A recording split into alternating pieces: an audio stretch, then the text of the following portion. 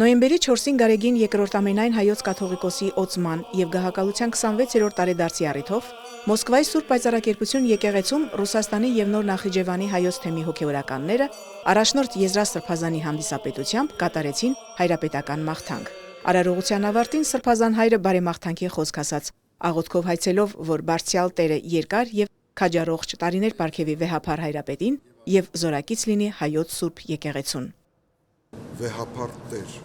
մենք ձեր զավակներն ենք, հավատարիմ, հաստատ կանգնած, ապավինած Աստծուն, Հիսուս Քրիստոսին, միածնայիչ Մայր Աթորին եւ Սուրբ Խաչին։ Եկեղեցականները նաև թեմի հավատավոր զավակների անունից շնորհավորեցին վեհափար հայրապետին։ Աստվածահաճո